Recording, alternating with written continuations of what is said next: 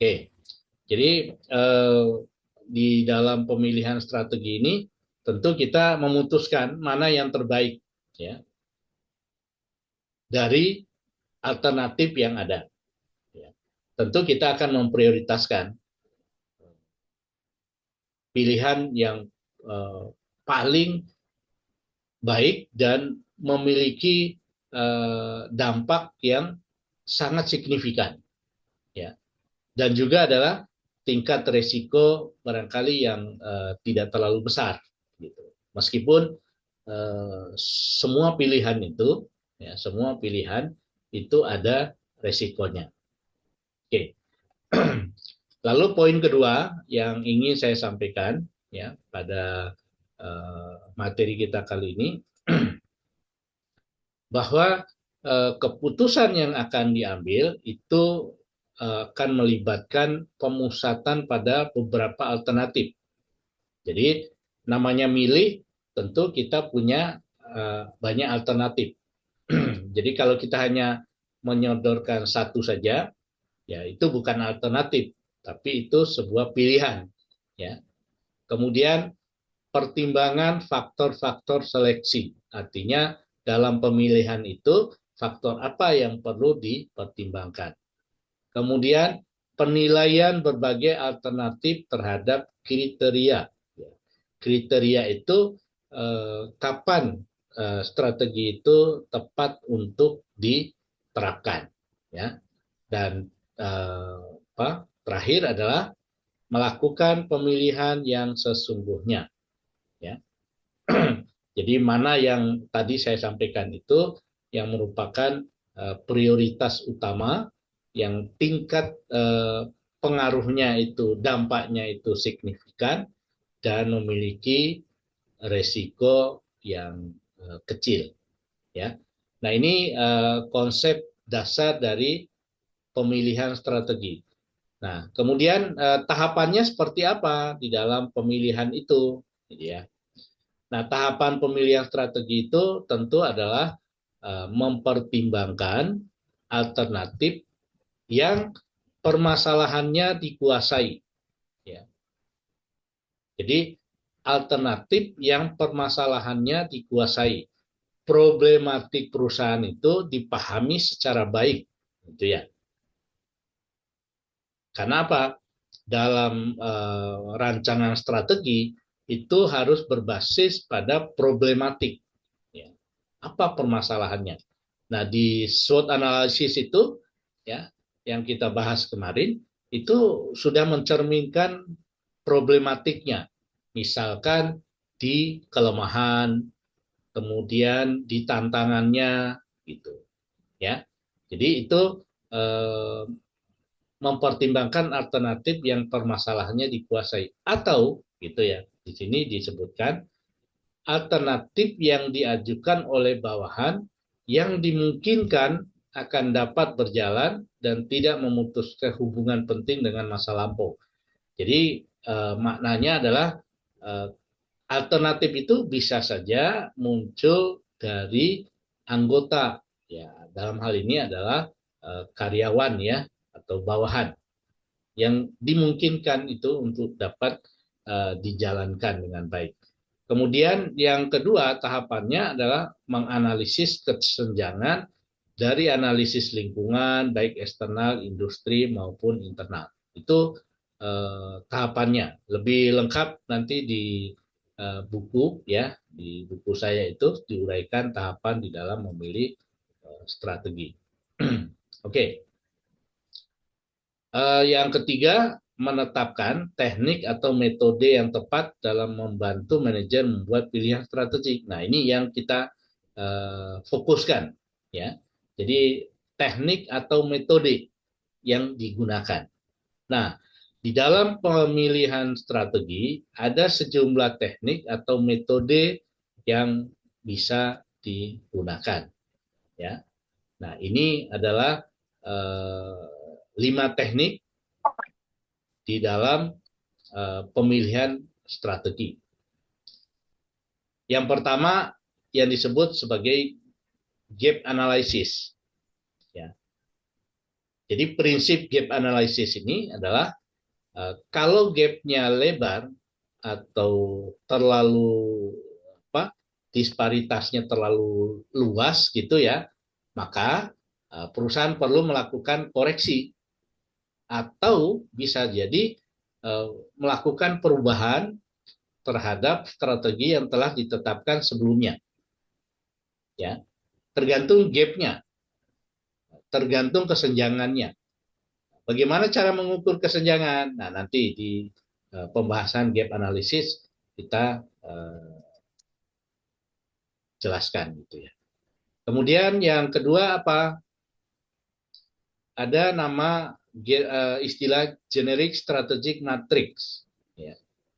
Ini mencoba untuk menggunakan apa? Dua variabel utama yang mendapat perhatian dalam melakukan analisis yang bersifat strategik. Dua variabel itu apa? Nah, nanti juga kita bahas di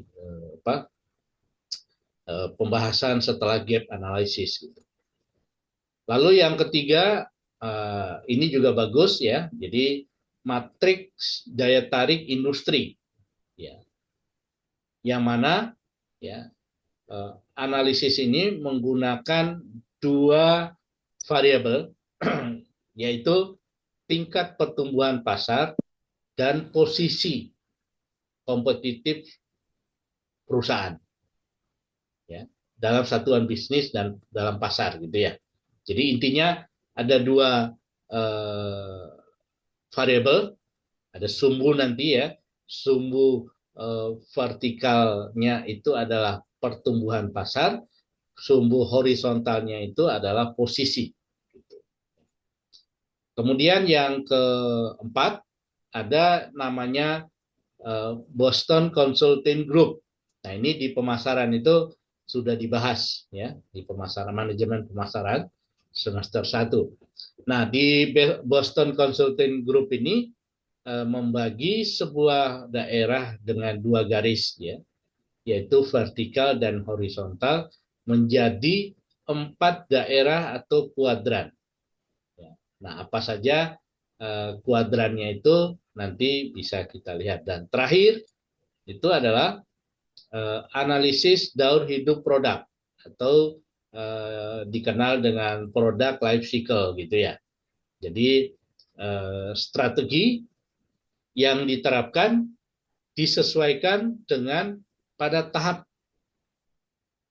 apa posisi perusahaan itu. Ya, nanti kita akan lihat product life cycle-nya. Nah, ini 5 teknik atau pendekatan di dalam memilih sebuah strategi ya. Ibarat kompetisi sepak bola gitu ya, kan ada banyak strategi pengaturan pemain gitu ya. 4-3-2-1 misalkan, atau dibuat pola ya. Ketika tim itu ingin mengetahui kekuatan lawan, dia bisa merubah formula pemain gitu ya. Komposisi pemain itu dirubah. Nah, sama dengan strategi ya. Seperti itu. Jadi kemampuan di dalam menganalisis kondisi ya, yang mempengaruhi penerapan daripada strategi itu ya, itu akan memberi jaminan pada suksesnya strategi itu nanti pada saat diimplementasikan. Nah, jadi sekali lagi 5 teknik analisis ini sebagai pedoman untuk memilih dan menetapkan strategi. Nah, baik, kita lanjut ke poin pertama ini, gap analysis. Ya. Nah, di buku itu ada gambar begini, gap analysisnya. Jadi ada titik A, titik B, titik C. Nah, di titik A ini, ya, T1, perusahaan berada dalam posisi kalau diukur, ya, kalau diukur dari aspek keuangan rasio, ya, ini diilustrasikan di titik A, ya, titik A, kondisi saat ini return on investment-nya itu 15%. Ya. Di manajemen keuangan kan sudah dipelajari ya, satu itu return on investment-nya 15%. Nah, strategi saat ini, ya, strategi saat ini strategi baru. Ya. Perusahaan mencoba untuk mengembangkan strategi baru dengan harapan, sebagaimana tertuang dalam tujuan perusahaan, titik B ini, perusahaan ingin memperoleh return on investment-nya 25%. 25%. Kemudian perusahaan mengembangkan strategi, ya. Jadi ini kan strategi baru yang ingin diterapkan. Strategi saat ini, strategi yang ditetapkan di titik T2 ini, C, return on investment-nya itu 20% hasil yang dicapai. Nah, perbandingan gap, yang dimaksud dengan gap itu ini, antara tujuan 25% dengan strategi saat ini, ya, yang dikembangkan saat ini, itu terjadi gap 5% return on investment-nya. Nah, sekarang bagaimana perusahaan menafsirkan 5% ini? Ya. Apakah 5% ini masuk dalam skala disparitas yang terlalu jauh, sedang, atau rendah? Gitu. Ya. Jadi itu 5%.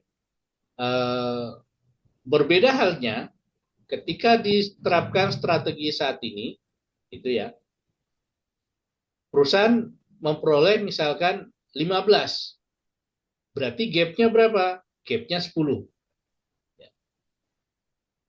Nah, oleh karena itu perusahaan itu perlu menetapkan kriteria yang digunakan untuk menentukan gap ini secara kuantitatif, artinya yang bisa diukur. Yang bisa diukur. Kepuasan itu kan sebenarnya kepuasan pelanggan ya, itu kan kualitatif, ya, persepsi. Tapi persepsi itu bisa dirubah menjadi kuantitatif. Ya. Oleh karena itu dibuatlah yang namanya kuesioner. Di dalam kuesioner itu ada skala pengukuran 1 sampai 5. Nanti sehingga hasil keseluruhannya itu bisa dikuantitatifkan. Jadi dengan menggunakan skala. Tapi kalau hanya persepsi saja, kepuasan saja, itu nggak bisa kita perusahaan itu menentukan gap-nya, gitu. Oleh karena itu dibuatlah semacam kuesioner gitu ya, untuk memberi gambaran bahwa gap-nya itu bisa dikuantitatifkan. Ya. Nah, misal sebagai contoh, kalau di perbankan itu kan setiap tahun itu mereka punya strategi baru, ya, strategi baru. Dia ingin ROI-nya berapa, kemudian rasio-rasio ya, rasio profitabilitasnya berapa gitu ya. Itu dirancang dengan strategi baru, ya, dirancang dengan strategi baru. Lalu kemudian diperbandingkan dengan kondisi saat ini, berapa yang diperoleh, gitu. Ya. Nah, kalau kesenjangannya itu terlalu jauh, maka perbankan itu perlu memikirkan langkah-langkah strategi baru yang bisa dikembangkan untuk mengatasi gap itu, meminimalkan gap itu. Nah, Bagaimana contoh kalau kita kaji di studi usaha bisnis UKM itu gambarnya seperti ini. Jadi analisis kesenjangan strategik untuk UMKM, ya. Jadi analisis kesenjangan, gap analisis itu akan membantu UKM melihat perbedaan antara kondisi saat ini dengan kondisi yang diinginkan masa depan. Sama dengan cerita tadi, gitu ya, di gambar konsepnya itu. Ya. Jadi kesenjangan ini menunjukkan bahwa strategi saat ini mungkin sudah tidak relevan atau kurang efektif, tergantung tadi itu ya, kesenjangannya berapa. Ya. Nah, kalau kita ilustrasikan gambar ini bisa dijelaskan seperti ini, ya.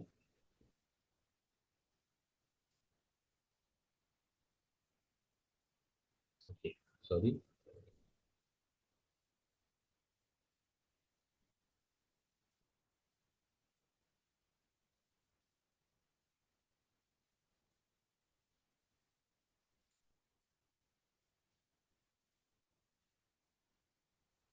Hilang gambarnya.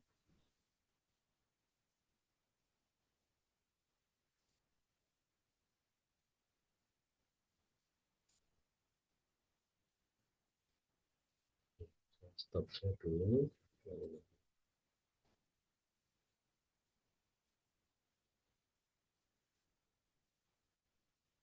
Ya, baik.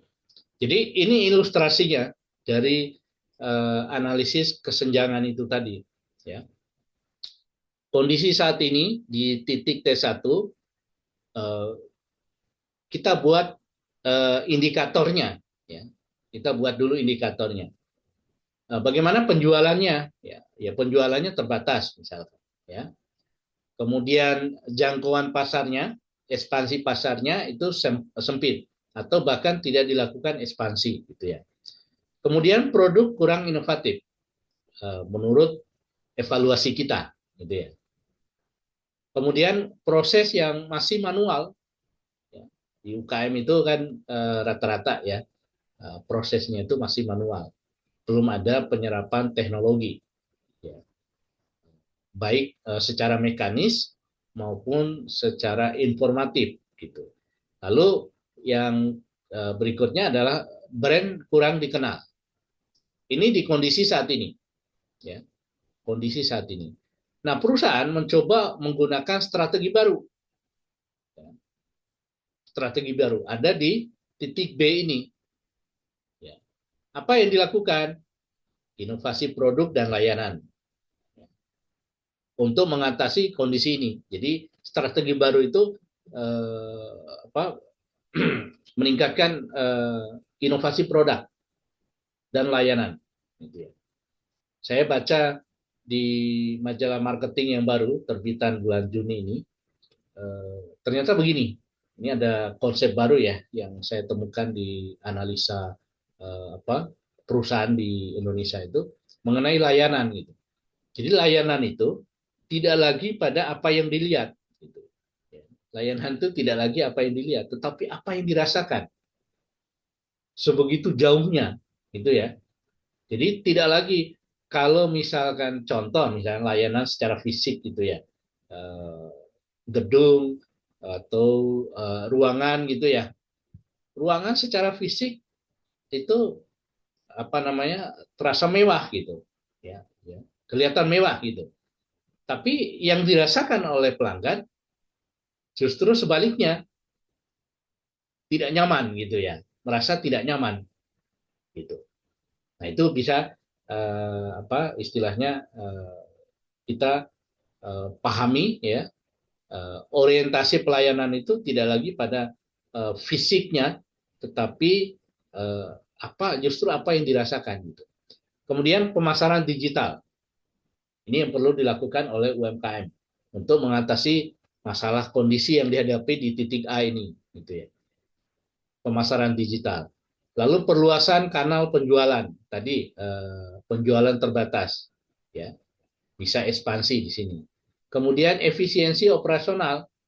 Ingat di strategi keunggulan bersaing, kunci suksesnya itu adalah cost leadership. Ya, salah satunya adalah kemampuan untuk melakukan efisiensi. Sebaliknya, kalau perusahaan inefisiensi, maka cost-nya tinggi. Ya. Kemudian terakhir adalah penguatan pada brand. Ya. Nah, ini yang banyak dialami oleh UMKM kita. Ya. Brandnya itu tidak dapat dikenal. Kenapa? Karena salah satunya itu adalah di produknya itu tidak ada label. Ya. Kemasannya itu nggak ada labelnya. Ya. Nah, sekarang eh, bahkan yang paling kecil pun kerupuk gitu ya. Kerupuk itu hampir ya eh, menggunakan label brand gitu ya. Supaya apa? Ya selain memperkenalkan merek itu ya supaya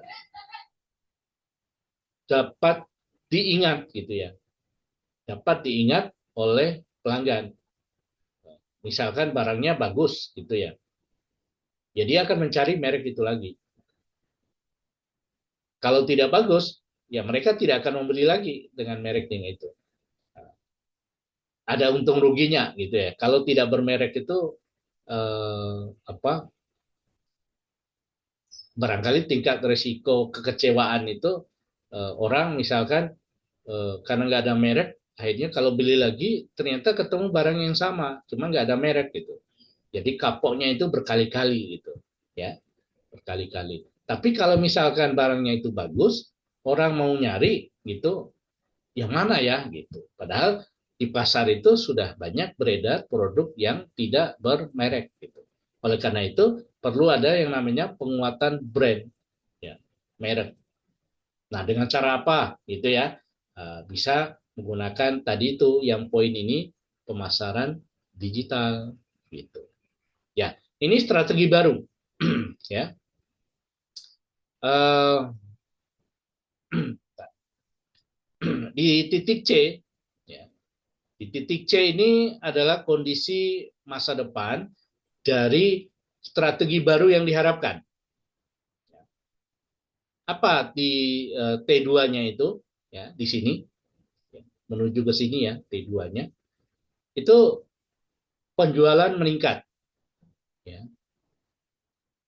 Diharapkan ya, penjualan meningkat, pasar lebih luas, produk bernilai tambah ya, operasional efisien, brand kuat dan dipercaya.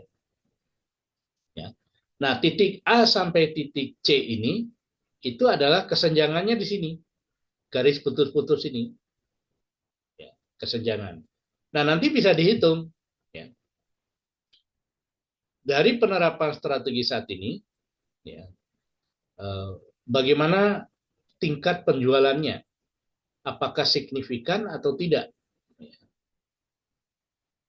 Penyebaran pasarnya, apakah lebih luas atau tidak, ya.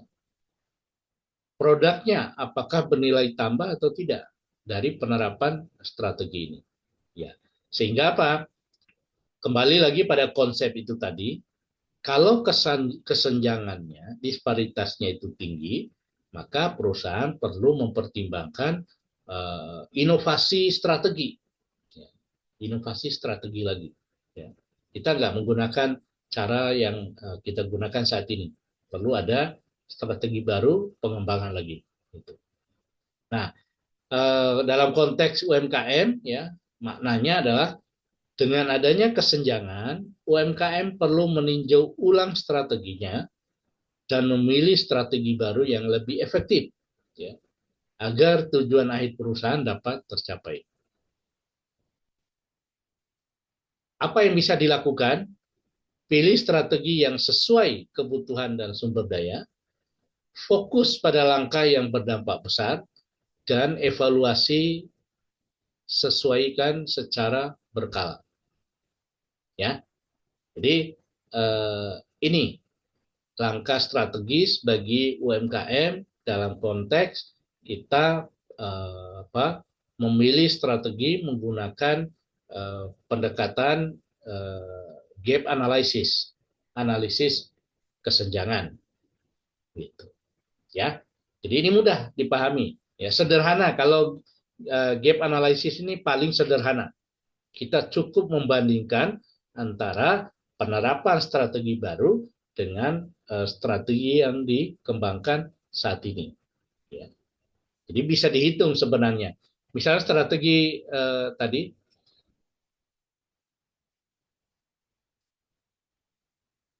strategi inovasi produk, ya, kemudian perluasan pasar misalkan ya, itu bisa diukur. Ya, kalau kita perluas ekspansi pasarnya di wilayah tertentu, maka kita menggunakan asumsi ada pertumbuhan penjualan berapa persen di situ, ya, berapa persen dengan banyak pertimbangan-pertimbangan. Jadi sebenarnya bisa dihitung gitu ya, bisa dihitung. Apalagi didukung oleh survei. Misalnya kita mau memasuki wilayah tertentu ya, ekspansi pasar. Kita survei calon pembeli, kita tanyakan mereka, sekiranya nanti ada produk dengan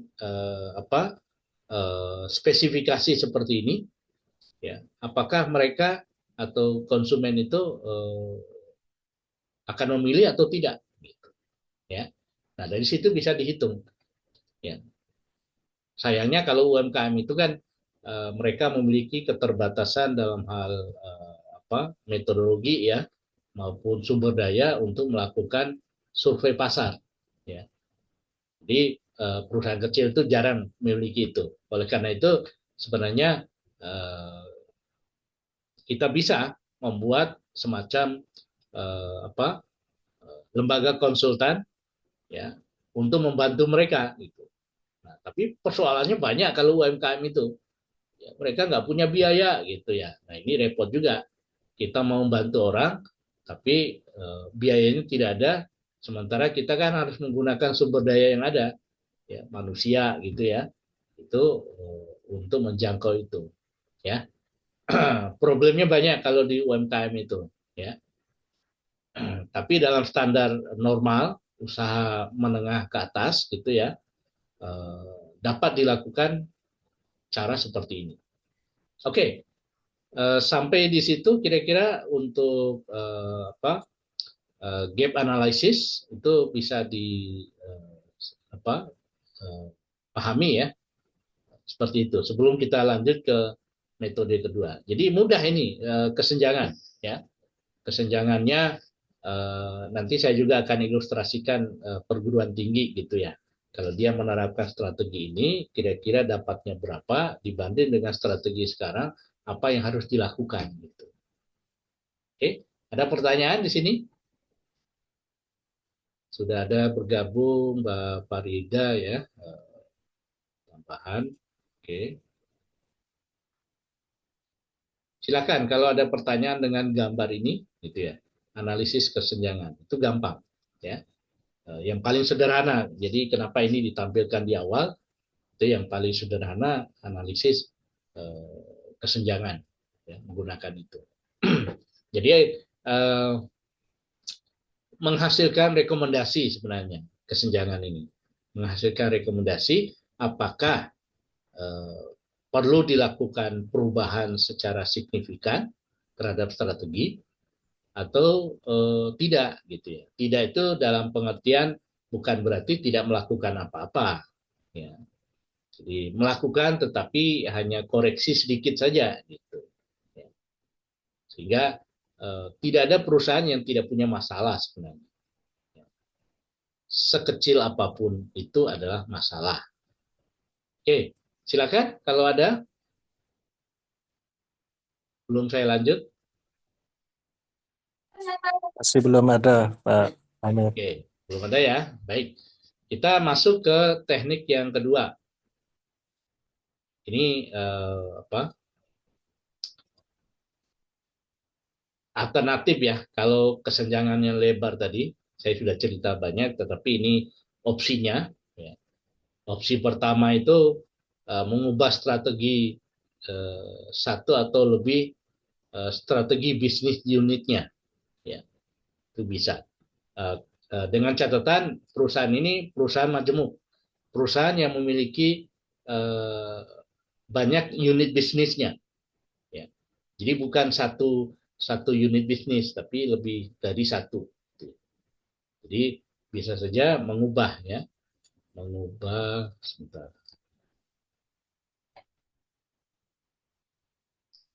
Strategi satu atau lebih. Opsi kedua, mengubah pengalokasian sumber-sumber daya di antara unit bisnis yang ada. Ubah pengalokasian. Bisa jadi dikurangi, misalnya anggaran promosi untuk unit tertentu, gitu ya.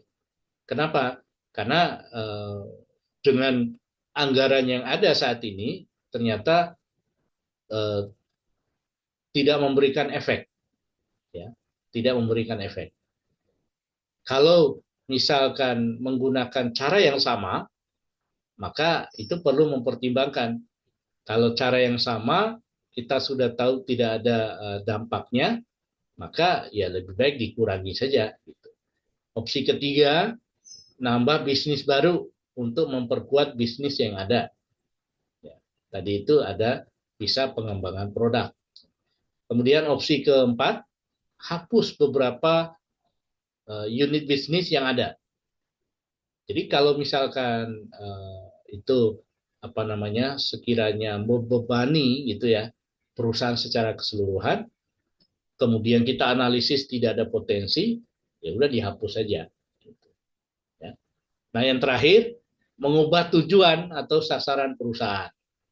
Ya. Jadi supaya tidak terlalu terbebani, stres gitu ya, rasionalisasi, ya. Rasionalisasi tujuan. Jadi kalau tadi itu ROI-nya 25%, ya, padahal tingkat persaingannya itu tinggi, ya kita barangkali sedikit menurunkan menjadi 20, ya. Menjadi 20, kalau 20 apa 20 tadi itu yang diperoleh 25 ya. 25 diturunkan jadi 20. Kondisi saat ini kita meraih bisa 20, ya sudah, ya titik impas gitu di situ. Tapi jarang perusahaan itu gini, perusahaan yang memiliki apa daya saing yang tinggi, biasanya mereka menetapkan capaian yang tinggi juga, ya, capaian tinggi. Kadang-kadang ambisi dari pemilik perusahaan atau manajemen perusahaan itu ingin lebih tinggi daripada pesaingnya, sehingga targetnya itu biasanya ya dibuat lebih tinggi gitu ya. Persoalan nanti apakah dicapai secara penuh atau tidak, ya lihat hasilnya nanti gitu ya. Lihat hasilnya. Apakah perlu dilakukan koreksi secara besar-besaran atau tidak. Oke, itu alternatif ya jika kesenjangannya lebar. Nah, yang kedua ada generic strategic matrix namanya. Ini ada dua variabel, yaitu di sumbu vertikal ini ada di sumbu horizontal. Ya. Nah, di sumbu vertikal ini ada diagram A dan B. Ya. Jadi cara bacanya gitu ya di sini. Di vertikal ini ke atas, ya, yang atas itu diagram untuk mengatasi kelemahan. Ini kan berangkatnya dari SWOT analysis, gitu. Berangkatnya dari SWOT analysis. Mengatasi kelemahan. Nah, mengatasi kelemahan itu bisa dilakukan dengan dua cara. Ya. Cara pertama adalah kelola sumber daya internal. Ya. Yang kedua, bisa dilakukan dengan akuisisi atau merger secara eksternal. Sehingga dia ada di kuadran A dan kuadran B. Ya. Kalau kita lihat, apa saja kuadran A itu? Kuadran A itu pertemuan antara sumbu vertikal atas, ya, mengatasi kelemahan, dengan mengoptimalkan pengelolaan sumber daya. Apa yang bisa dilakukan? Satu, penghematan. Kemarin sudah kita bahas, ya, penghematan. Kemudian divestasi. Ya. Apa itu divestasi? Ada yang tahu? Unit bisnis di divestasi. Divestasi itu apa?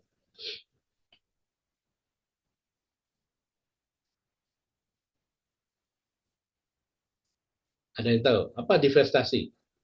Di buku itu ada ya? Ya.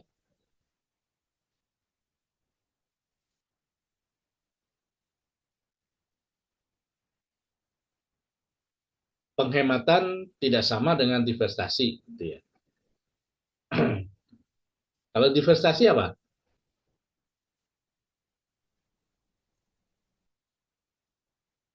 Aulia, Farida,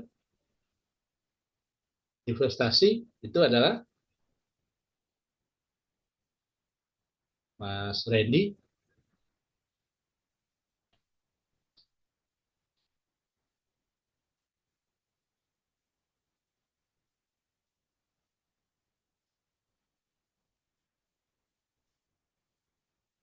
Ada yang tahu? Penurunan, Pak.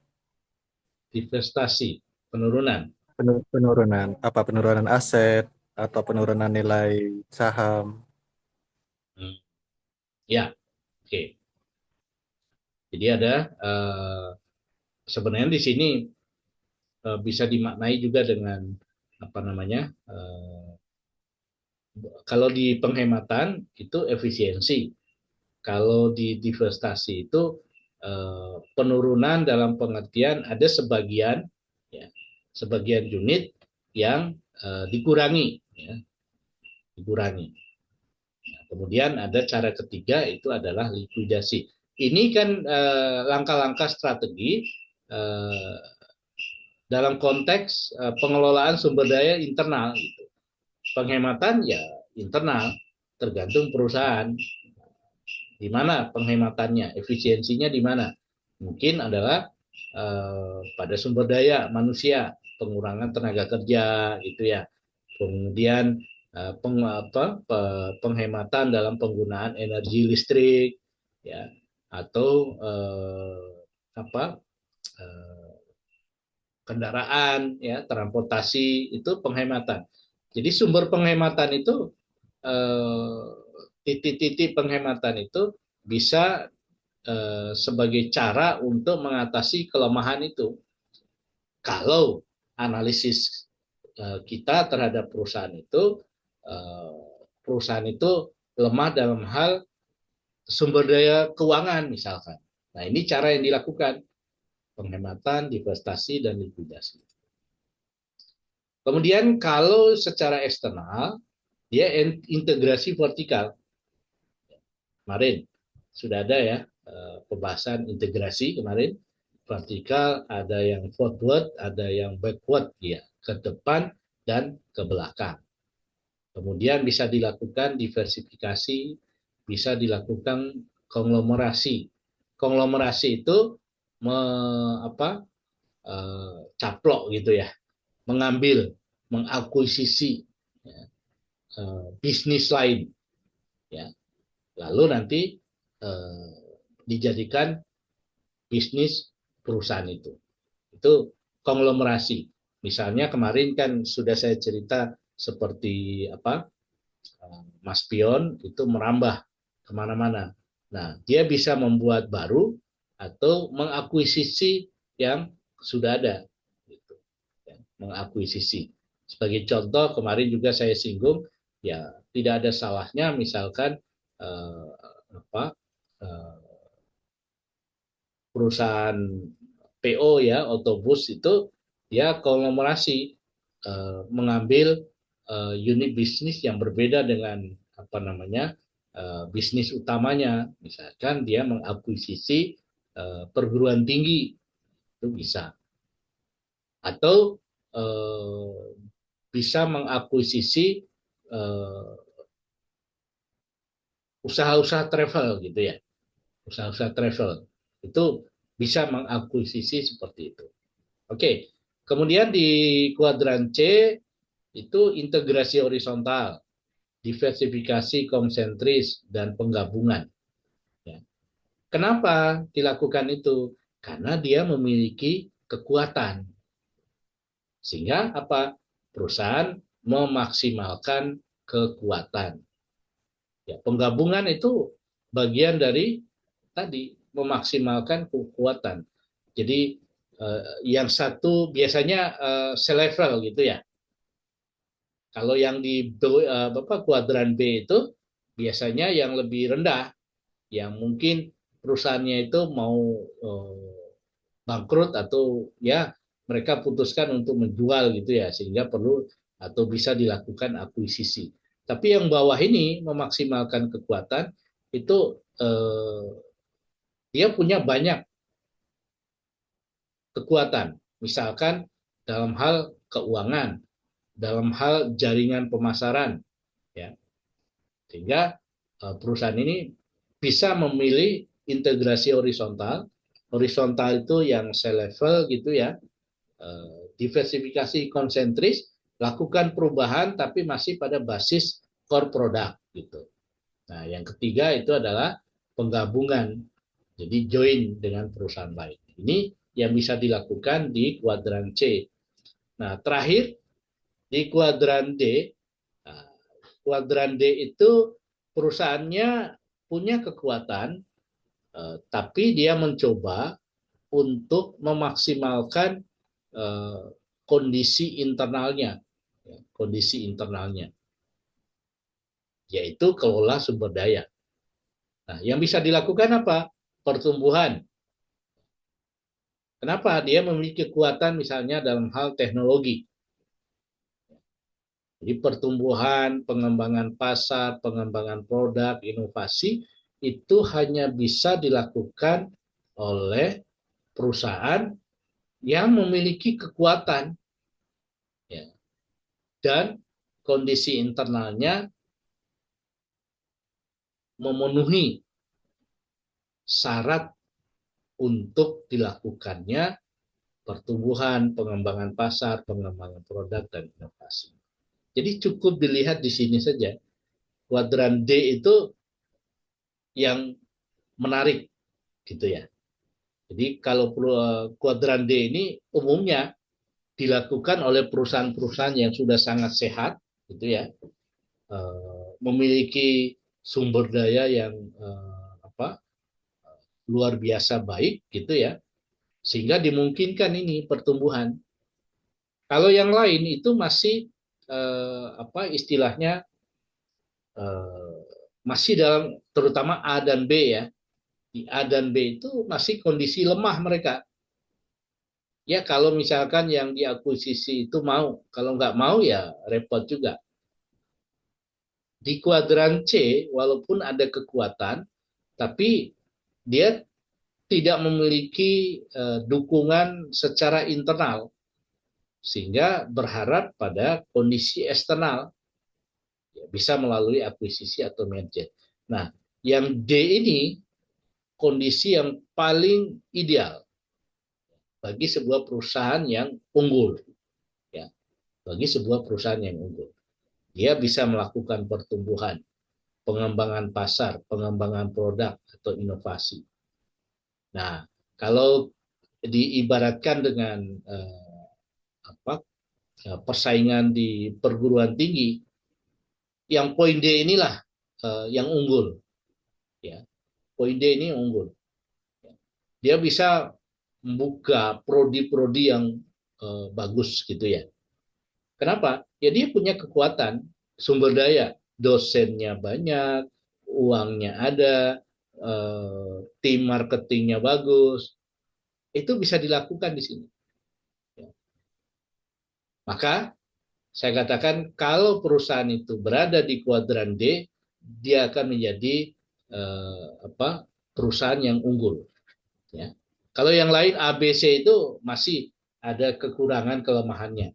A, B kelemahan, C itu punya kekuatan. tapi di internalnya itu kurang support gitu ya. Nah, kita contohkan seperti ini kalau di UMKM gitu ya. Jadi sumbu vertikal horizontal ya, atasi kelemahan, maksimalkan kekuatan secara internal maupun secara eksternal. Jadi memaksimalkan kekuatan ya.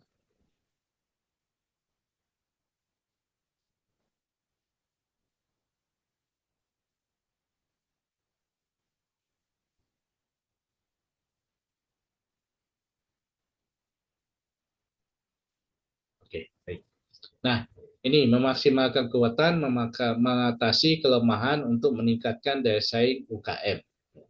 Kita geser konteksnya adalah UKM. Ya. Ini ada kuadran 1, 2, 3, dan 4. Ya. Kita cek lagi di sini cuma tadi.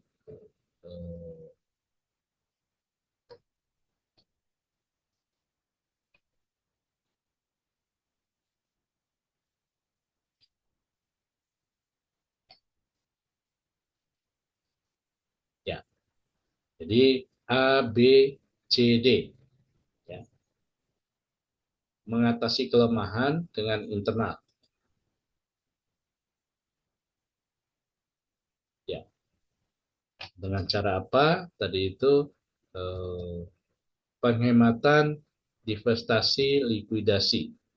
Ya. Ya, ini kuadrannya berbalik ya. Di poin 2 ini harusnya 1 gitu ya. Kemudian 1 ini menjadi 2, 4 menjadi 3, 3 menjadi 4. Ya.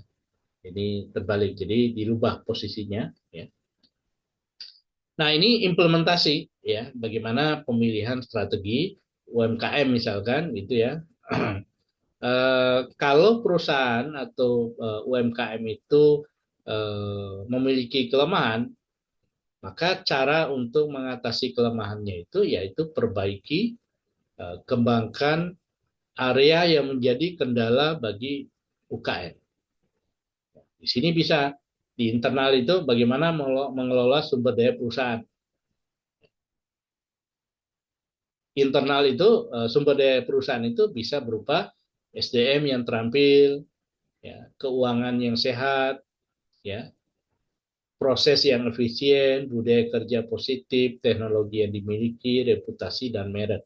Itu yang diharapkan dari kondisi internal. Ya. Oleh karena itu, maka strateginya ya pembenahan diri atau penghematan, divestasi, likuidasi, gitu ya. Yang perlu dilakukan ya tentu evaluasi kinerja bisnisnya. Apakah ini masuk dalam kelompok yang lemah atau tidak? Pangkas biaya yang tidak produktif, fokus pada perbaikan internal. Jika tidak memungkinkan diperbaiki, pertimbangkan divestasi atau likuidasi usaha. Jadi apa? Ya sama seperti kalau apa namanya kendaraan itu ya diperbaiki terus gitu, nggak nggak bisa baik sepenuhnya gitu ya, rusak lagi, ya pertimbangkan aja divestasi atau likuidasi. Gitu. Nah di kuadran kedua ini integrasi vertikal, diversifikasi, konglomerasi ya, perluas usaha ke hulu atau hilir, kembangkan produk, bentuk usaha baru, ya manfaatkan kekuatan inti untuk membuka peluang lebih besar. Gitu. Di eksternal itu, ya dengan cara akuisisi, contoh UMKM, apa yang bisa dilakukan? Bermitra, ya, peluang akuisisi mitra. Jadi kalau misalkan unit usahanya secara horizontal itu masih ada kaitannya, ya sudah akuisisi saja. Tapi kalau perusahaannya itu mau, artinya yang diakuisisi itu mau. Kalau tidak, ya agak repot, maka dia akan bersaing secara terus-menerus, secara bersamaan. Kerjasama strategis. Kerjasama strategis, misalnya ada UMKM yang kelola air isi ulang gitu ya, air mineral dalam gelas gitu ya, kemasan gelas. Kerjasama dengan Pancamarga. Apa yang bisa dilakukan? Nanti mereka akan ngedrop gitu ya, air mineral yang berlabel Pancamarga. Ya. Di beberapa kampus itu sudah ada gitu ya. Di Unmer itu kalau ada acara gitu ya, wisuda, ujian apa itu, disuguhkan air mineral botol kecil. Nah, di situ ada tulisan Unmer Malang gitu. Unmer nggak pernah punya itu ya, usaha air mineral, tapi dia bermitra, ya, bermitra kerjasama secara strategis gitu ya. Kemudian akses pasar baru, ekspansi itu bisa dilakukan. Artinya mengakuisisi perusahaan yang ada di luar wilayahnya, gitu. Ya, mengakuisisi. Kemudian ada regulasi akses pasar baru tadi, kemudian regulasi pemerintah, ya, regulasi pemerintah, dukungan pemerintah terhadap UMKM, ya, kemudian tren dan teknologi, terakhir persaingan industri. Nah, di kuadran yang ketiga ini, yang tertulis 4 ini adalah 3 ya, integrasi horizontal, ya, diversifikasi konsentrik, dan penggabungan. Apa yang bisa dilakukan? Gabungan dengan usaha sejenis untuk memperkuat posisi pasar. Nah, itu sesuai dengan kondisi eksternal ini. Sesuai dengan kondisi eksternal. Oke. Lalu diversifikasi konsentris, tingkatkan skala ekonomi dan daya saing. Ya.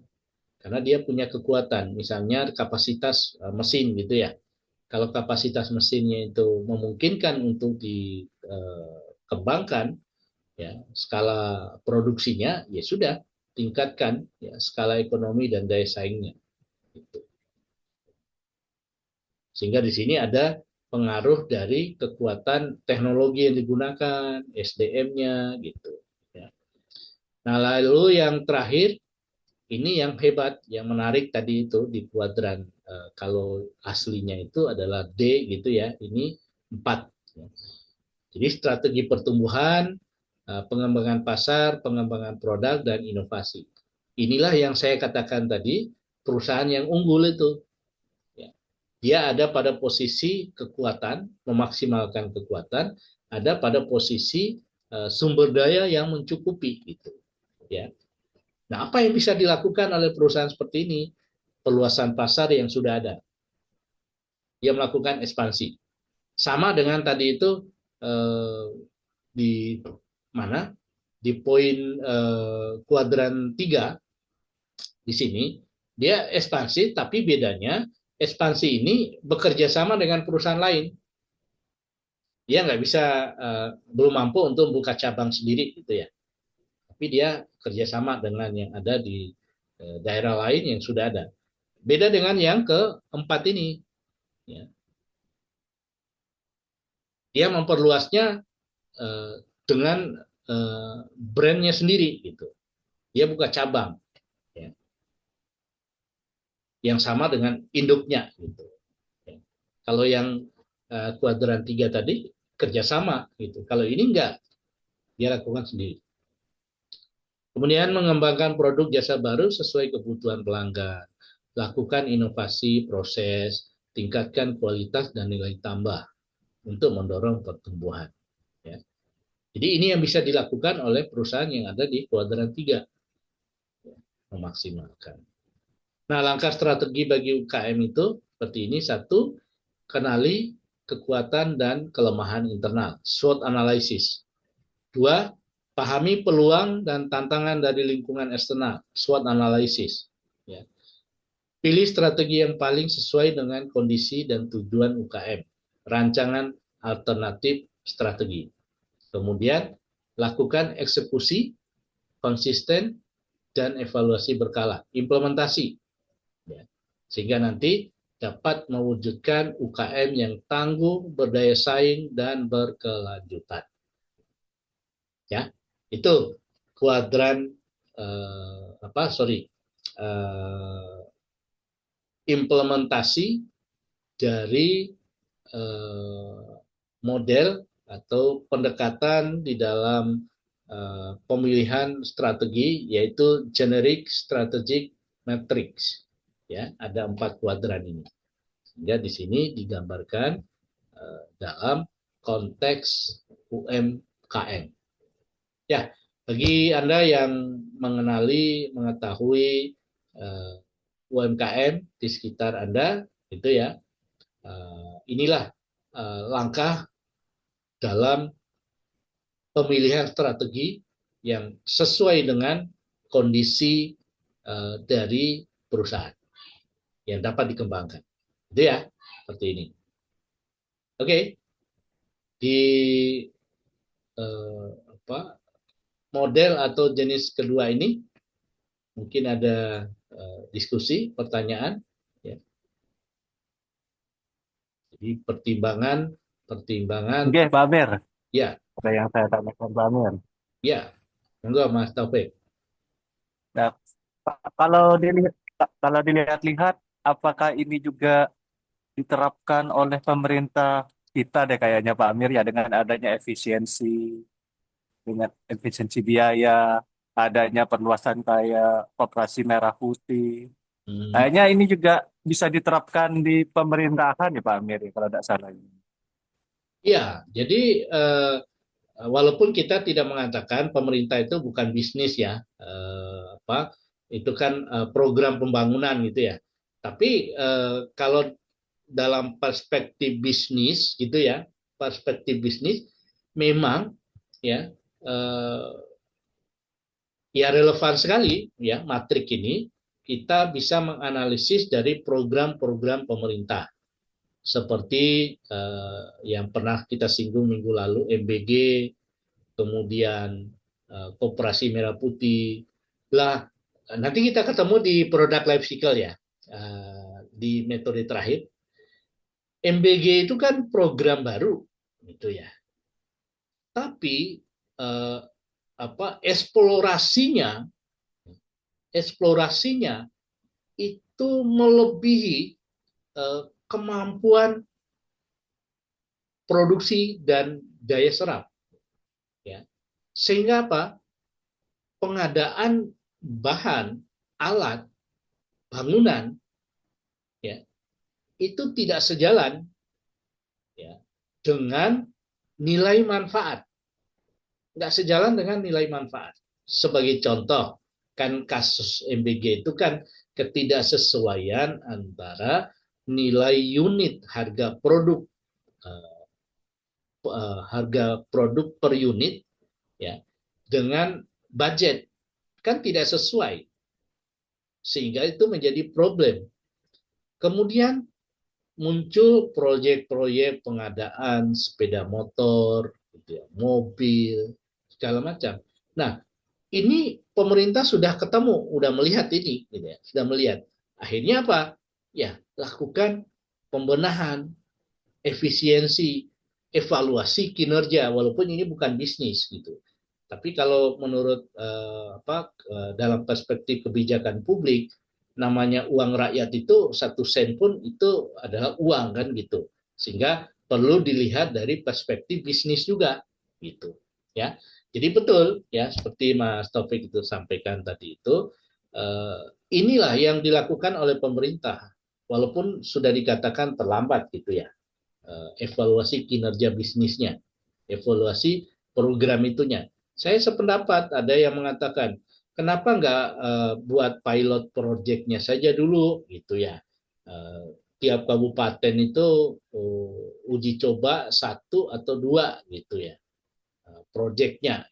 Koperasi pun demikian, uji coba dalam proses implementasinya itu kalau sudah memenuhi target, ya itu bisa dikembangkan secara cepat. Gitu. Tapi kan keliru. Bisnis saja, kita lihat bisnis saja, dia itu kan uji coba di beberapa kota sebelum melakukan ekspansi. Uji coba di beberapa kota. Kalau pasarnya itu responnya bagus, nilai manfaatnya itu ada, maka dia kembangkan di beberapa kota. Nah, ini yang salah. Memang jauh beda ya konsep orang bisnis itu dengan birokrat. Ya, birokrat itu bagaimana memanfaatkan anggaran, ya, yang berlebihan, yang banyak bahkan gitu ya. Tapi kalau bisnis melihat nilai manfaatnya dulu, ya dapat diterima pasar atau tidak. Masalah uang nanti bisa mereka ya jual saham atau pinjam dan lain-lain gitu. Ya. Oke, itu yang bisa saya tanggapi kalau kuadran ini ya cocok untuk sebenarnya kebijakan publik gitu. Ya. Jadi pengembangan wilayah itu harusnya dilakukan secara step by step gitu ya. Nah, tapi kan yang dilakukan selama ini kan sporadis gitu ya, nggak lihat kelayakannya macam-macam. Setelah tahu kasusnya baru terungkap gitu ya. Oh ini bangunan SPPG-nya tidak memenuhi syarat, alat dan sebagainya lah gitu ya, baru. Jadi konsepnya tidak seperti konsep bisnis gitu ya. Oke, itu ya. Ada lagi? Ya, Pak. Yang lain? Yang lain apa menyimak? Ayo, Mbak Mega, Mbak Mega. Mas Randy. Siap, menyimak, Pak. Oke, baik. Jadi ini metode kedua, gitu ya, dalam hal pemilihan strategi. Jadi kalau kita pahami ya kuadran ini, maka kita akan memilih strategi yang efektif. Ya. Sama dengan jadi maaf saja saya ilustrasikan lagi gitu ya. Orang sakit gitu ya. Orang sakit itu kan kalau diperiksa ke dokter, dokter itu kan mendiagnosa dulu ya. Mendiagnosa. Artinya apa? Setelah penyakitnya itu diketahui, ya, masalahnya, problematiknya diketahui, maka dokter itu mempertimbangkan obat. Obat apa yang digunakan? Nah, ada banyak alternatif obat, tapi kan dokter mempertimbangkan kondisi tubuh si pasien gitu ya. Kalau dia alergi terhadap sesuatu, ya jangan menggunakan obat A. Kalau dia misalkan memiliki sakit jantung atau apa gitu, ya jangan diberikan obat B dan seterusnya. Nah itu konsepnya sama dengan memilih strategi. Ya, sesuaikan dengan kuadran dia berada pada posisi mana. Sehingga dokter itu kan mengatakan ya kalau sudah minum obat ada perubahan nanti dosisnya dikurangi gitu. Nggak usah 3 kali, mungkin 2 kali gitu. Kalau sudah merasa agak sembuh gitu ya, ya udah sekali aja. Bahkan ya kalau sudah sembuh ya ngapain gitu ya pakai obat itu. Kita justru nanti cari alternatif obat lain untuk memperkuat, menjaga ketahanan tubuh gitu. Nah, seperti itu ilustrasinya dalam kerangka strategi menggunakan matriks yang ada ini. Ya, oke. Nah, yang berikutnya ada model kelompok strategik umum.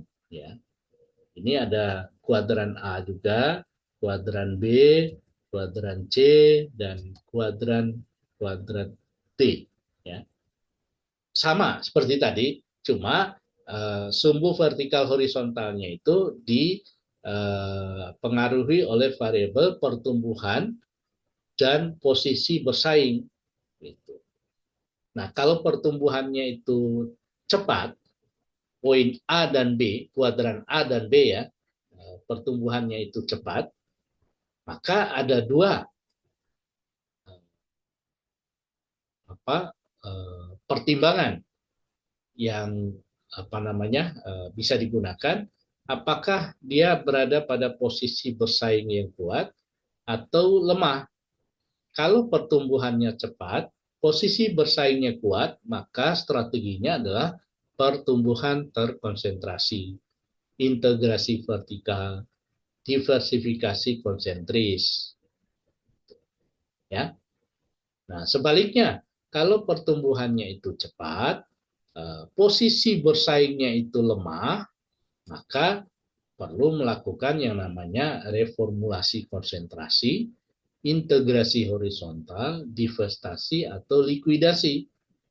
Ya. Karena perusahaan ini apa? Posisi bersaingnya lemah, sama dengan tadi memiliki kelemahan. Ya. Gitu.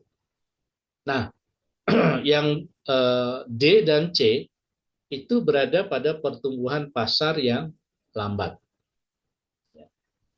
Posisi bersaingnya juga kuat. Maka yang C ini,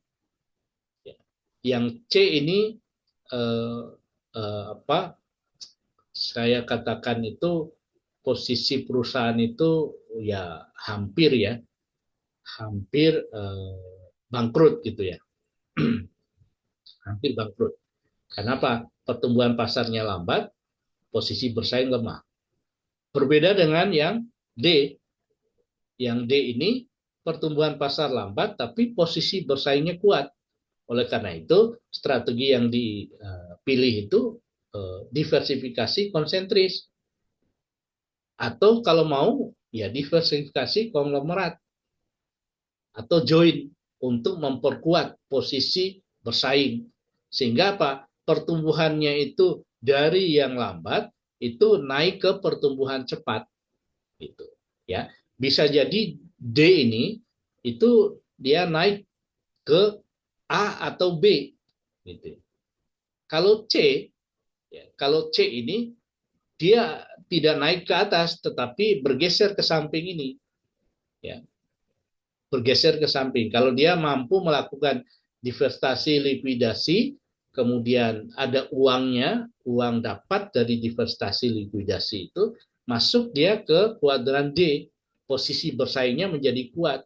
Nah, lambat laun itu naik dia ke A. Jadi ini bergerak gitu ya. Sirkulasinya seperti itu. Ya. Ini pilihan-pilihan strateginya berdasarkan pada variabel pertumbuhan dan variabel posisi bersaing. Nah, contohnya seperti ini.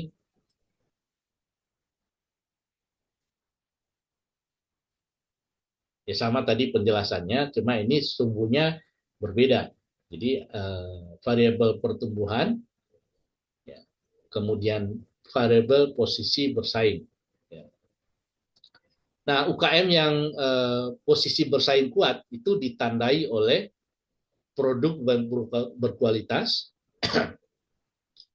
pangsa pasar yang baik, gitu ya, efisiensi operasional, cash flow sehat, reputasinya baik.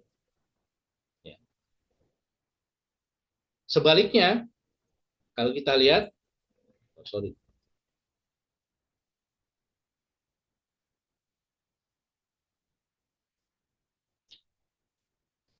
UKM yang memiliki posisi bersaingnya lemah, ciri-cirinya adalah biaya tinggi, produk tidak unggul, pelanggan sedikit, cash flow-nya negatif, dan kurang inovatif. Nah, ini kalau nanti Anda mau ngangkat tesis, objeknya itu UMKM, ya, ini bisa menjadi variabel-variabelnya. Ya. Biaya tinggi, produk tidak unggul, dan lain-lain diperbandingkan dengan posisi bersaing kuat, gitu ya. Bisa. Ya. Misalnya judulnya adalah strategi keunggulan bersaing pada UMKM di Probolinggo. Gitu. Ya. Atau kita nanti akhirnya membuat model ya, model strategi bersaing UMKM di Probolinggo. Nah, analisa menggunakan ini bisa. Gitu. Variabel-variabel ini bisa ditemukan di referensi atau buku-buku manajemen strategi. Ya. Jadi ini juga ada rekomendasi cara menggunakan model. Contoh UKM pada kuadrannya, kuadran 1 itu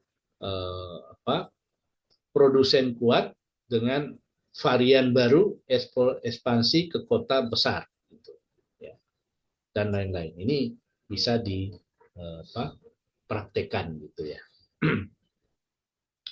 Oke, sama konteksnya dengan tadi ya, hanya perbedaannya pada variabel yang digunakan. Ya. Kalau tadi variabelnya itu adalah pertumbuhan dan posisi bersaing. Kalau yang ini pertumbuhan ya dan pertumbuhan posisi bersaing ya. Jadi ini implementasi dari model ini gitu ya. Aplikasinya, penerapannya seperti ini. Oke. Itu saya kira untuk kelompok yang kedua ya. Ketiga ya. Nah, kemudian yang keempat itu ada namanya BCG Metric ya, Boston Consulting Group Metric. Nah, ini juga 4 kuadran ya. 4 kuadran yang merupakan pertemuan antara sumbu vertikal dan horizontal. Sumbu vertikalnya adalah market growth-nya, kemudian yang horizontalnya itu adalah relatif market share-nya. Ya. Nah, ini di pemasaran itu sudah dibahas ya, di manajemen pemasaran menggunakan BCG. Nah, bagaimana BCG ini digunakan dalam pemilihan strategi? Ya. Kita contoh pada UMKM lagi gitu ya. Nah, ini untuk UMKM, jadi pahami dulu apa sih BCG metrik itu ya. BCG metrik itu alat analisis portofolio produk atau usaha untuk memutuskan di mana berinvestasi. Misalnya ada bisnis-bisnis di sini, saya maunya masuk ke bisnis yang mana, pada kondisi apa gitu ya.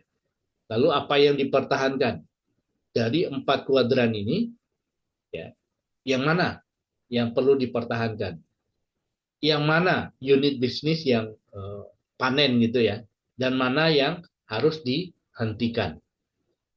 Ya. Ini sangat menarik ya kalau pakai BCG matrik ini. Ya. Nah, yang di star itu bintang, itu ciri-cirinya, ya, karena bintang begitu ya. Ciri-cirinya pangsa pasarnya tinggi, pasar tumbuh cepat, butuh investasi besar, tujuannya adalah mempertahankan dan mengembangkan. Nah, kalau di lapangan itu, contoh-contoh UMKM yang masuk dalam kriteria ini, ya, seperti bisnis kopi, gitu ya. Itu lagi booming itu, sehingga kopi itu bisa disajikan dalam kedai, dalam kafe-kafe, atau bisa dijual ya secara langsung bahannya, ya, jual bahan kopi gitu ya. Kemudian ada yang question mark, tanda tanya. Biasanya perusahaan di posisi ini pangsa pasar rendah, pasar tumbuh cepat, perlu investasi, tujuan adalah mengevaluasi dan mengembangkan jika ada potensi. Ya. Minuman sehat, ya, berbasis aplikasi, pelanggan masih terbatas. Gitu. Ya. Jadi pangsa pasar rendah, tapi pasar tumbuh cepat. Gitu. Yang ketiga itu dog, anjing gitu ya gambarannya. Biasanya posisi ini pangsa pasarnya rendah, Ya, sesuai dengan kuadran ini ya. Pasar tumbuh rendah, kontribusi kecil. Tujuannya adalah mengurangi atau mengalihkan atau menghentikan. Ini unit bisnis yang ada di DOC ini sangat menderita gitu ya. Sama dengan diagram di atas tadi itu, pada posisi 3, posisi 3 itu rata-rata ya lemah gitu ya. Nah, ini di BCG posisi 3 juga lemah. Ya. Sebagai contoh, ini kan sudah nggak ada lagi rental DVD ya, penjualan CD gitu ya, film gitu, sudah nggak ada lagi gitu. Ya. Nah, itu ditinggalkan saja itu. Ya. Dulu saya itu sering ke mana itu di ITC Surabaya gitu ya, atau di Siola juga, atau sekarang itu Royal Plaza, itu masih dulu itu masih ada itu eh, lapak-lapak yang menjual video-video gitu, CD gitu ya. Sekarang nggak ada lagi karena sudah bergeser orang semua ya, sudah nonton Netflix gitu ya, kemudian ada YouTube yang bisa ditonton secara langsung, itu hilang sudah nggak anu lagi gitu, nggak relevan lagi. Ini ada di dock. Nah, yang bagus itu Kesco ini, sapi perah, tapi berbahaya juga gitu ya. Berbahaya itu kalau ini dimanfaatkan untuk menyembuhkan yang lain gitu, ya, menyembuhkan yang lain. Nah, cirinya adalah pangsa pasar tinggi, pasar tumbuh rendah gitu ya, kemudian arus kas besar. Ya, posisi ini harus dipertahankan karena dia adalah sumber keuntungan ya, panen gitu ya. Jadi unit bisnis inilah yang dipertahankan, dan terkadang gitu ya, unit bisnis ini eh, dimanfaatkan untuk mengobati yang DOP, question mark atau star gitu ya. Karena dia memang memiliki unit bisnis yang bagus gitu ya. Nah, hal lain barangkali di sisi kiri dan sisi kanan ini bisa dibaca ya. Strateginya investasi selektif untuk menembus pasar, uji pasar dan inovasi, promosi dan lain-lain gitu ya. Sumber dana antar unit usaha ya, bisa dilihat di sini. Perhitungan dari cash flow-nya ya. Investasi pada start dan question mark untuk pertumbuhan usaha berkelanjutan gitu.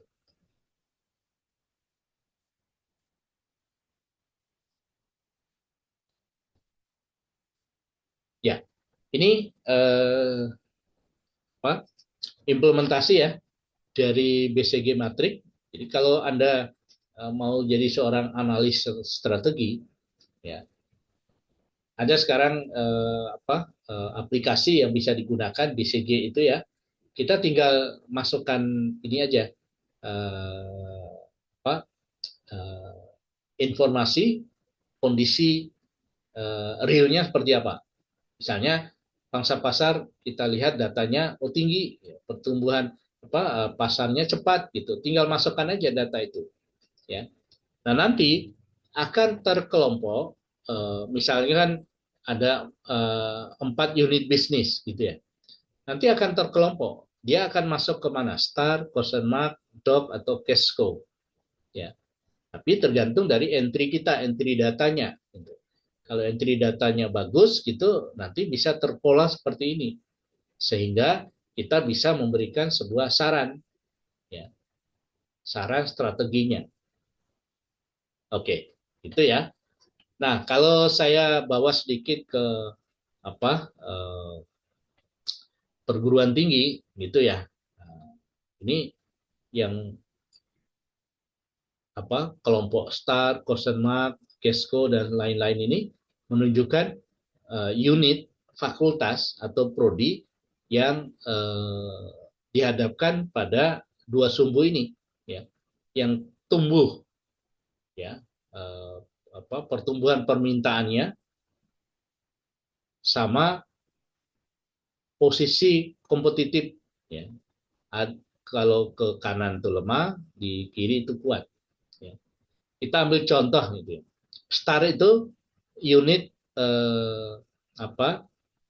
prodi yang kuat. Ya. Contoh misalnya prodi kuat itu sekarang, kalau survei kita sekarang itu ya, itu ada di informatika, teknik informatika, kedokteran, keperawatan, psikologi, itu yang kuat. Ya. Maka di sini disarankan strategi investasi besar-besaran.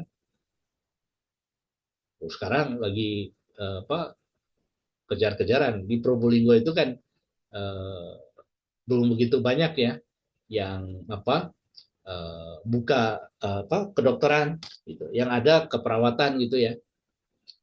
Itu ada. Ya. Kalau mau investasi besar-besaran, ya saya juga akan berpikir gitu. Kenapa UPM tidak buka kedokteran aja? Gampang kok. Tapi gampang prosesnya, modalnya harus tinggi memang. Itu harus bergeser ke prodi-prodi yang ini dinilai kuat. Pertumbuhannya itu, pertumbuhan permintaannya itu tinggi, gitu ya. Kemudian posisi kompetitifnya juga tinggi. Ya.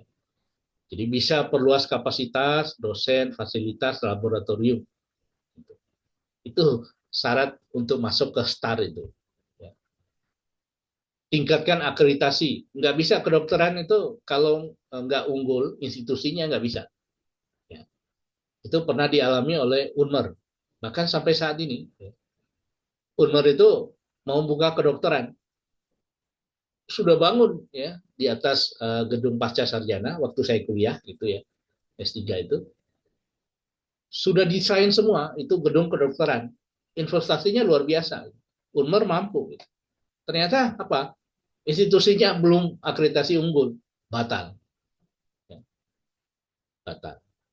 Kalau Muhammadiyah sudah lama dia unggul sehingga dimungkinkan ada kedokteran, perawatan dan lain-lain gitu. Perkuat kerjasama industri dan internasional itu harus ada. Ya. Kalau ini memenuhi, ya, UNMER itu sudah memenuhi. Satu saja mereka belum unggul gitu. Ya. Kemudian kembangkan inovasi kurikulum dan riset. Itu di start. Nah ada juga yang question mark. Question mark ini posisi kompetitifnya lemah, tapi pertumbuhannya permintaannya tinggi. Yang masih tinggi itu apa? Bisnis digital, data science, AI, teknologi robotika, desain komunikasi, bioteknologi. Itu yang tinggi. Ya. Permintaan. Ya. Posisi bersaingnya lemah. Oleh karena itu apa? Strateginya investasi selektif. Ya. Promosi dan branding, rekrut dosen spesialis, bangun kerjasama, evaluasi berskala kinerja prodi gitu ya, dorong riset dan inovasi. Itu di question mark. Nah, yang kedok itu lagi-lagi ini yang paling parah gitu ya, lemah dan tidak bertumbuh, lemah dan tidak bertumbuh. Apa contoh prodi? Sastra daerah gitu. Sekarang. Ya. Pertanian minatnya rendah. Ya kita lihat aja seperti di UPM atau kampus lain. Bahkan ada kampus yang dia nggak mau pertanian itu nggak buka pertanian gitu. Ya. Minatnya rendah, bukan karena tidak relevan ilmu pertanian, ya, bukan tidak relevan, tapi peminatnya. Gitu. Nah gambaran calon mahasiswa itu masa mau jadi petani harus kuliah dulu gitu ya. Padahal sebenarnya pertanian itu jurusannya bukan hanya nanam-nanam gitu ya, tapi ada juga agroindustri gitu, ya, ada di situ. Kemudian perpustakaan, dulu booming ya perpustakaan itu. prodi perpustakaan. Di UM itu, Universitas Negeri Malang, itu peminatnya membludak gitu. Tapi sejak ada pergeseran transformasi perpustakaan ke elektronik, maka tidak banyak dibutuhkan SDM di situ. Sehingga ada beberapa perguruan tinggi yang tutup itu, ya, jurusan perpustakaan. Ya. Karena ada pergeseran tadi itu ke perpus yang manual, yang ke elektronik gitu. Atau prodi dengan minat yang sangat sedikit. Artinya di bawah 10 mahasiswa per tahun per penerimaan. Ya. Nah, di tempat kita itu kan bukan di bawah 10, maka di bawah 5 pun ada gitu ya. Nah, itu kalau saya pribadi sih sarankan tutup aja itu gitu ya. Atau digabung dengan fakultas lain, jadikan nama fakultas baru gitu ya. Supaya apa? Ada efisiensi, fokus di situ gitu ya. Nah, yang dilakukan itu apa? Restrukturisasi kurikulum. Ya. Jadi apakah itu sudah masih relevan atau tidak gitu ya. Penggabungan dengan prodi lain ya, ini yang saya sarankan itu. Moratorium penerimaan mahasiswa. Ya, sudah. Kalau ada kecenderungan data itu menurun, 3 tahun atau 4 tahun terakhir menurun, udah tutup aja. Gitu. Jangan diteruskan berharap-berharap gitu. Bisnis itu nggak bisa dengan hanya sekedar harap-harap gitu ya, tapi nggak ada uh, realisasi ya, strategi yang efektif gitu ya. Kalau nggak ada ya tutup saja gitu. Oke, apalagi moratorium, kemudian penutupan ya, opsi terakhir gitu ya. Alihkan sumber daya ke prodi prioritas. Ya. Cari yang tadi itu informatika itu. Ya. Fokuskan ke sana. Tutup yang lainnya.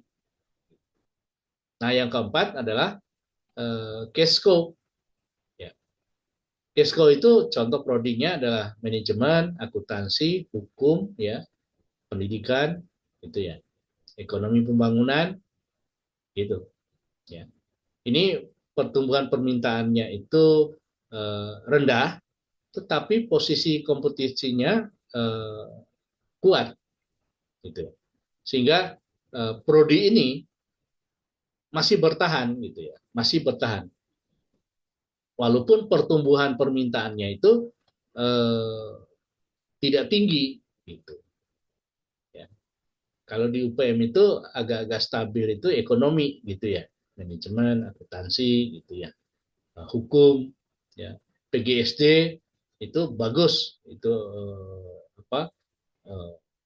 kondisi pertumbuhan permintaannya, gitu. Nah, kalau ada ekonomi pembangunan ya ada, ini di tempat kita tidak ada. Ya, ini kalau kita implementasikan BCG metriknya di universitas, di perguruan tinggi, kita bisa membaca ini. Ya, ya. Oke, itu ya gambaran tentang BCG. Menarik untuk kita gunakan di dalam pemilihan strategi. Ya. Ingat bahwa BCG ini bisa diterapkan ya manakala perusahaan itu memiliki lebih dari satu unit bisnis. Ya, seperti perguruan tinggi itu ada fakultasnya gitu. Kemudian Unilever itu kan ada kelompok-kelompok usahanya gitu ya. Mas Pion juga demikian gitu. Ada uh, 5 atau 6 unit bisnis nanti terkelompok ke dalam 4 kuadran ini. Kuadran start, mat, dog, dan cash.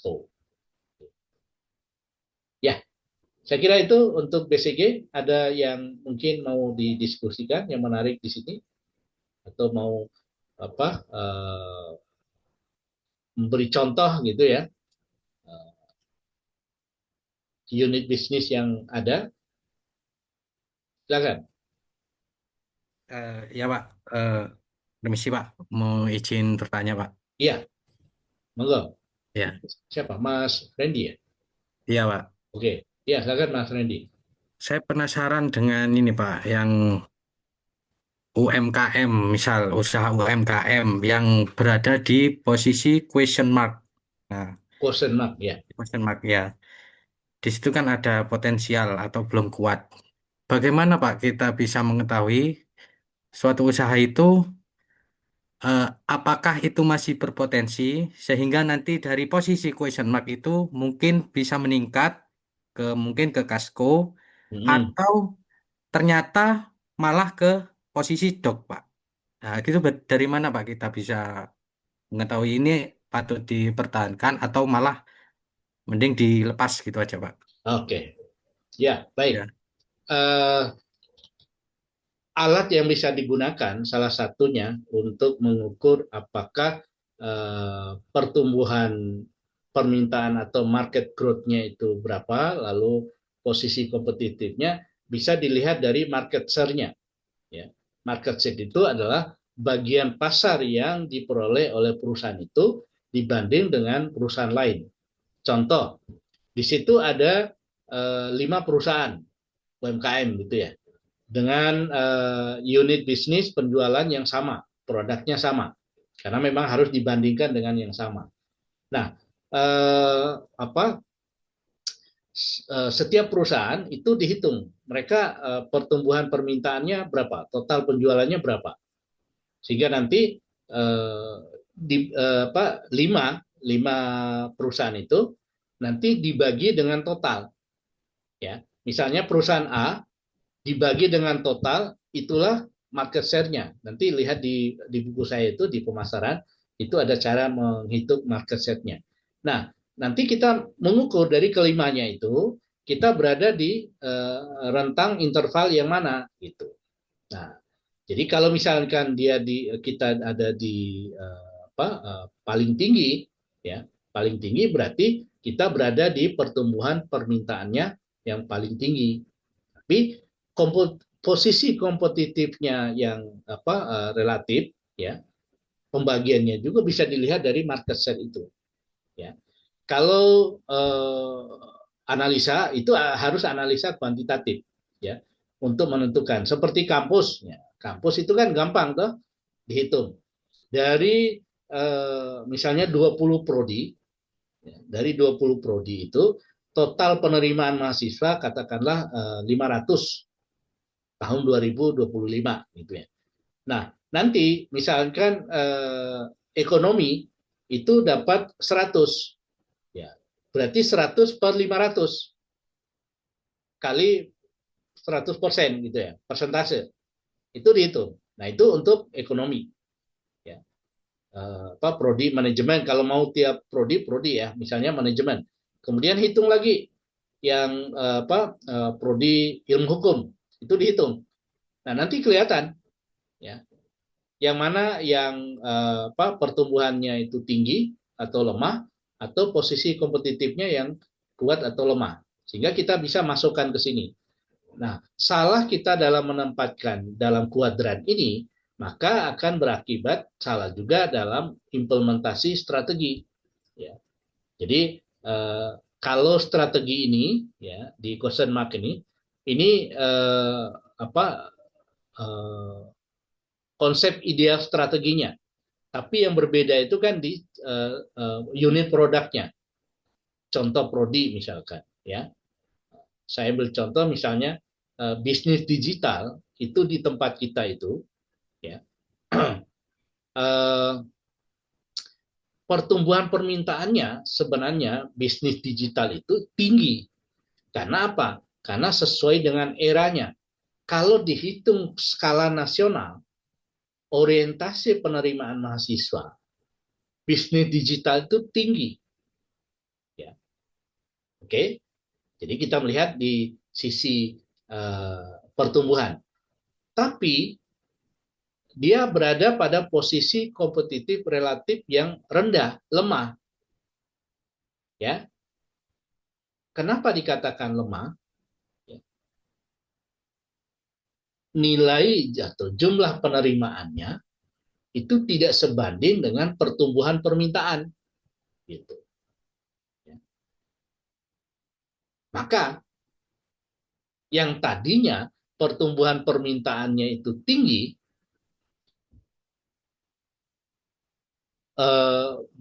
bahkan kita bisa merekomendasi, ya karena lemah itu tadi, oh ini ditutup aja prodinya itu.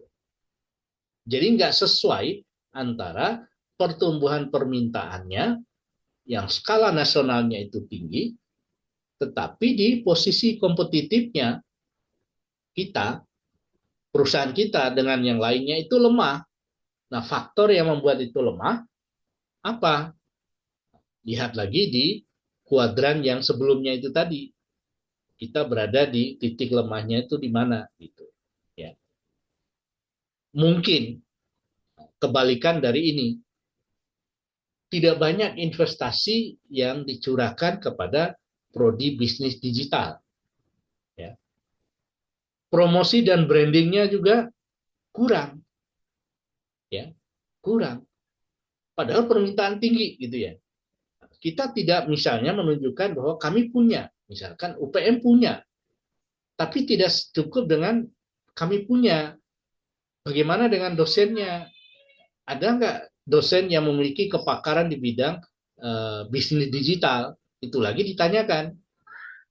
Pernah nggak menyelenggarakan workshop, pelatihan yang berbasis pada kemampuan atau berbasis pada prodi itu, bisnis digitalnya?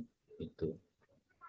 Ada nggak kerjasama gitu? Nah, faktor-faktor ini sebenarnya kalau strategi ini bisa dikembangkan, maka yang tadinya di question mark ini, ya, tadi di question mark itu dia tidak turun ke do, dia bergeser ke kiri, bisa ke start atau bisa juga ke cash cow.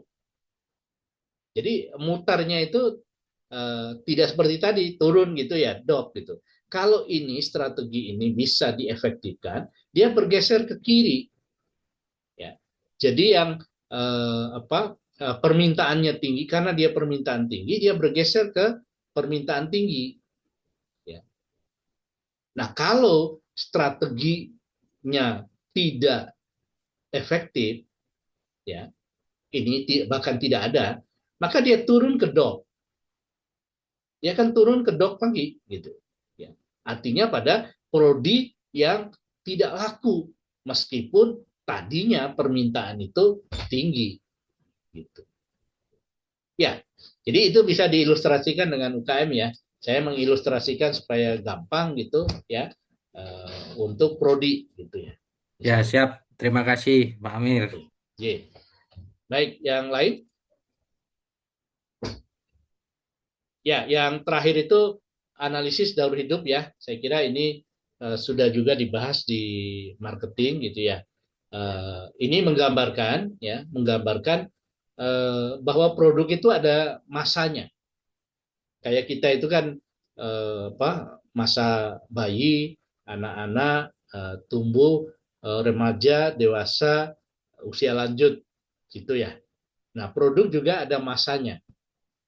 Ada masanya yang terbagi dalam 4: pengenalan, pertumbuhan, kedewasaan, dan penurunan.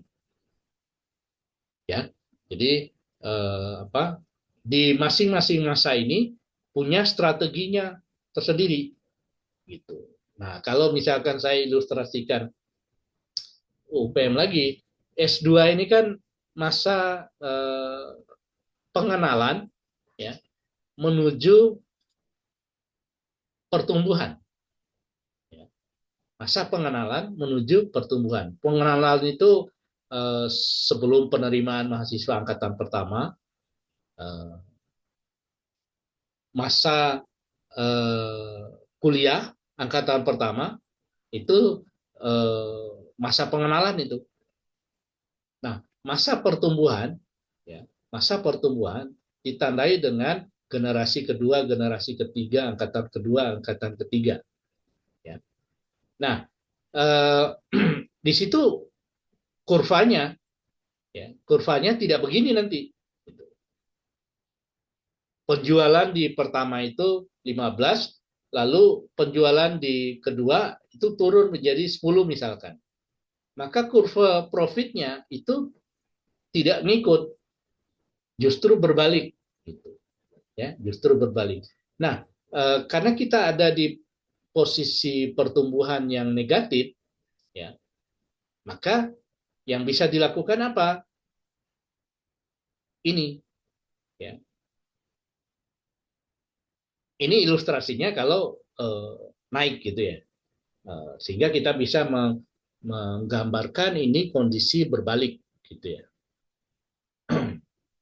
Jadi karakteristiknya penjualan meningkat seharusnya, laba mulai meningkat, muncul pesaing baru. Nah, pesaing baru kita itu ada. Gitu. Muncul di Probolinggo itu ada, walaupun tidak betul-betul sejenis gitu ya. Tapi S2-nya itu ada. Maka di sini di pertumbuhan itu tujuan strategisnya itu memperbesar pangsa pasar dan memperkuat posisi merek.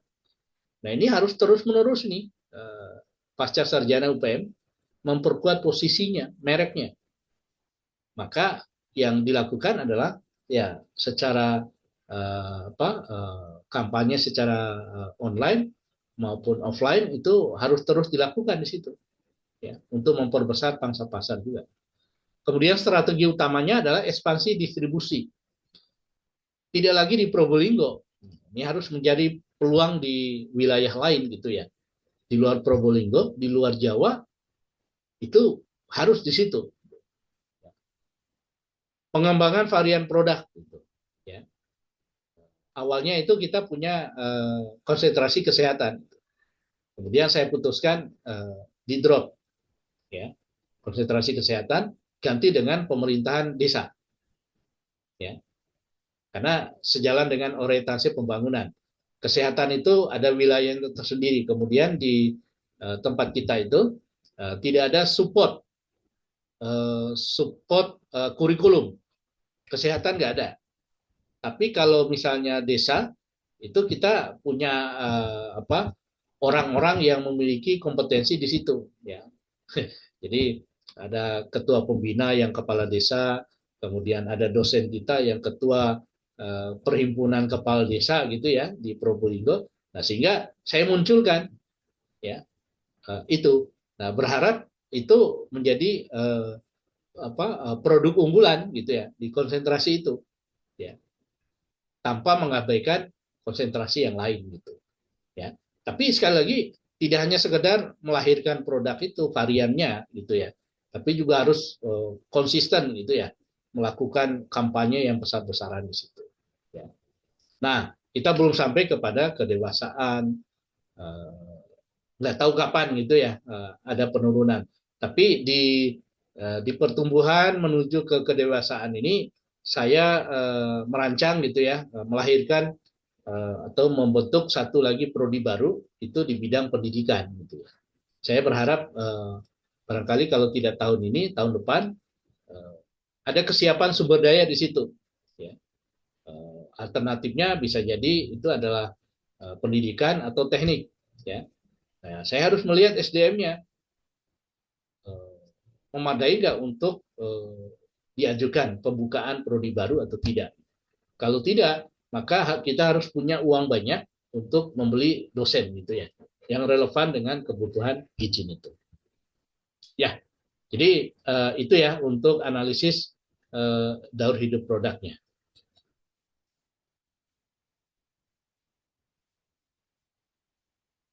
Oke, baik. Saya kira itu ada beberapa teknik kita untuk melakukan analisis ya dan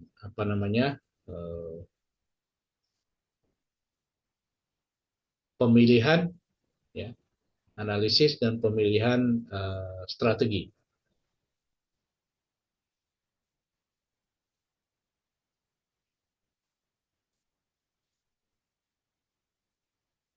Ya, oke.